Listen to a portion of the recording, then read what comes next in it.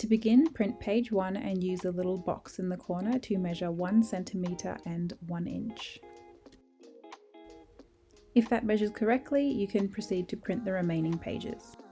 Then, because I am lazy, I stack all the patterns on top of each other neatly, and I grab a ruler and a Stanley knife and I just cut the right hand border and the bottom hand border. A benefit to doing this as well is that it also can make up for any human error along the way. So if you have cut away too much or too little, it won't matter because the left hand side will have some excess that you can either overlap or I put underneath to account for any missing gaps. So once you have attached all of the pages together and you have cut out your pattern into the correct size, we can now move into fabric. So today I am making option A, which is just the option of the skirt with no split in the front. So that calls for the fabric being cut on the fold for both the front and back. When you're laying out the fabric, also make sure that the good side of the fabric is running on the same grain line as what the sewing pattern requires.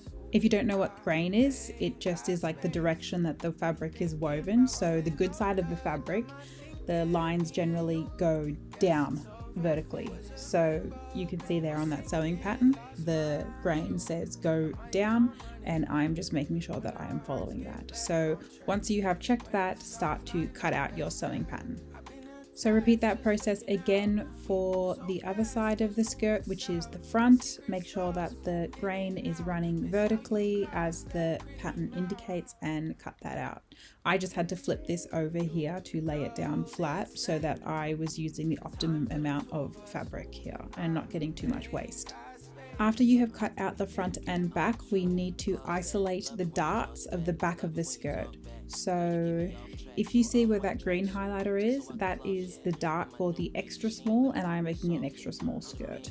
So I'm just popping a pin in at the 2 top points and the bottom corner of that little green triangle, and you can see here on the other side, they're popping out. I'm going to grab some needles, and where those needles are popping out on that side, I'm popping in those needles again at those exact same markers.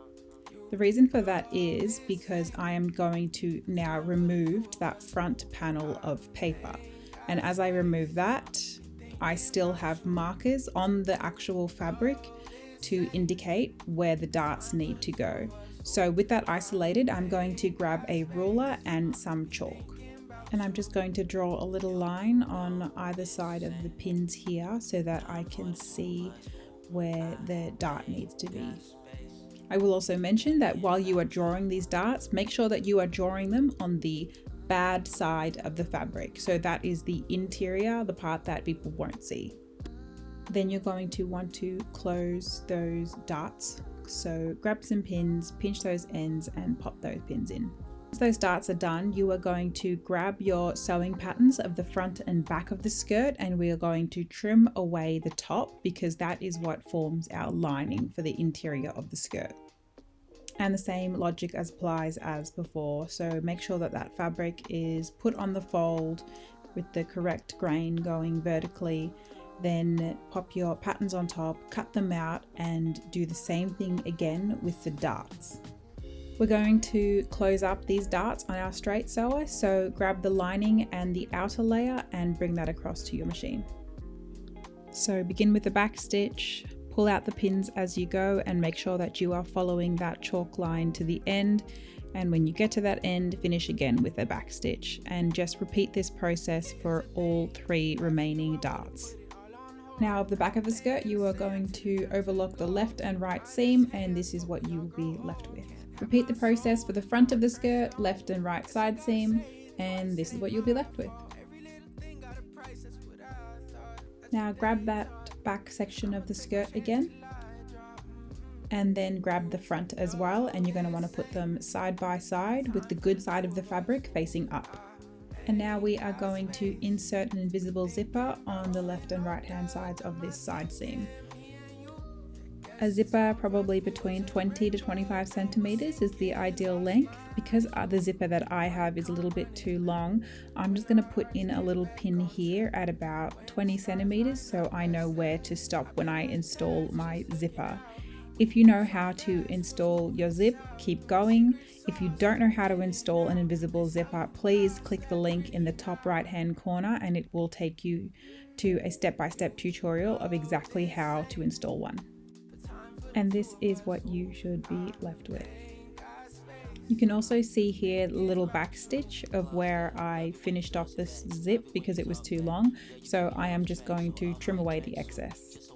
Next, we're going to just close up that remaining side seam that's still open, pop some pins in there, and then we're going to take it across to our straight sewer and do a straight stitch along the side seam. So begin with a back stitch and then run the machine all the way down the side of the seam, making sure you're not going over the overlocked edge, and then finish off again with a back stitch. So next up is going to be the lining component of the skirt. Make sure that you've already overlocked the side seams, and right now the good side of the fabric is facing up. Now I have taken the front segment and laid it on top of the back segment, and good sides are kissing each other. Pop a pin in on the right side. And then we're going to take it across to our straight sewer and do a straight stitch on that side seam. So once that is done, bring that back over to the cutting mat and then overlock that bottom edge of the lining and make sure that that seam there is open when you overlock it.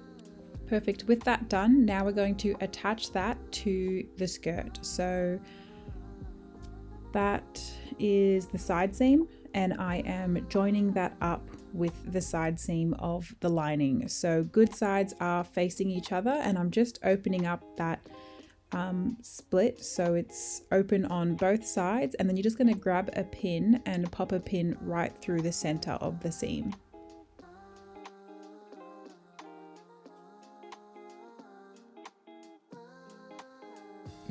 Then you're just going to run some pins in along the perimeter of the top of the skirt on both sides. You're then going to take this across to your sewing machine and sew down the perimeter of where you've placed those pins. I like to do this for the waistband of my skirts because it gives you a seamless finish and I think an overall higher end finish. So I am just starting here on the edge of that zipper and doing a back stitch, and then I'm going to stitch that down all the way. Make sure that when you go over the side seam that those open seams are still pressed open, and you finish off with a back stitch at the opposing end of the skirt. With that attached, we now want to adhere the side seam of that lining to the invisible zipper.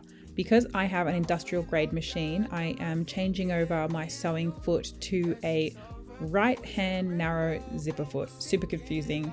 I only have a right hand one, I don't have a left hand one, because if you are sewing on your domestic machine, you will be using a zipper foot and it has two holes, one on the left, one on the right.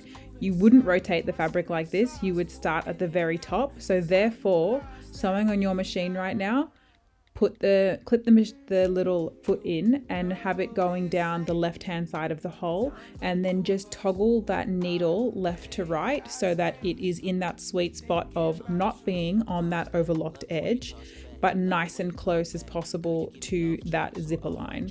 So once you've done all of that, begin with a back stitch, sew all the way down to the end, and then finish with a back stitch.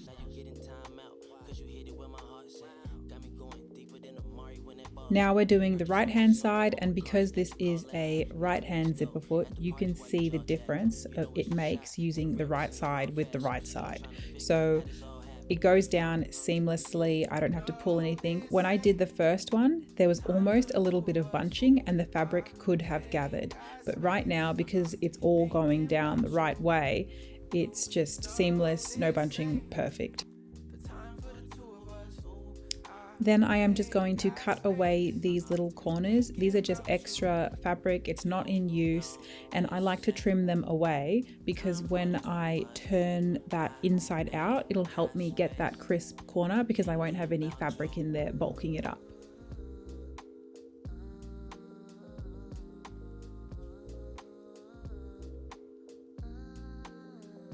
Now the thing about having a seamless finish is the other side can sometimes peek through. So what you're going to want to do is do a stitch along this inside seam around here. So the way that you're going to do that is grab some pins and open up that seam, making sure the seam allowance that is underneath that fabric is going to the left, because we're going to sew that down. So I'm just popping a pin in here, and if I flip that inside out, you'll be able to see that I'm also pinning the seam allowance at the same time. You may also notice that the first pin is 10 centimeters from the beginning of that zipper. So that is because it's sewn down already. Like that lining is sewn down and you can't open it all the way up. So you just start from as early as you can, and where that pin is, that's as early as I can. So bring that across to your machine and just feed that under, and starting from that very first pin, ensure again that that seam allowance is going to the left and we're stitching over the top of it, and begin with a back stitch.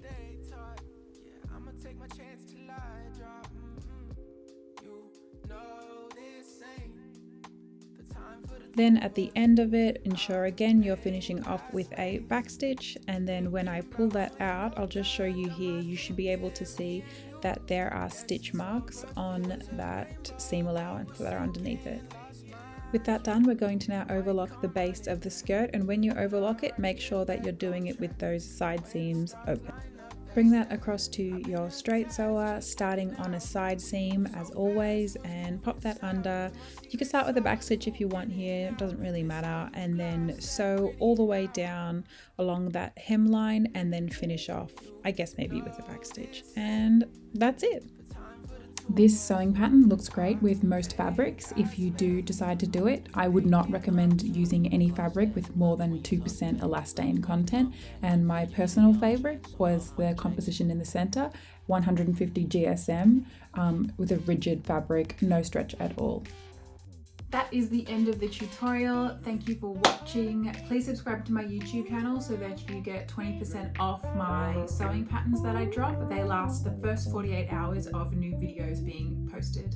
And also please comment below if I can help you with anything. Good luck.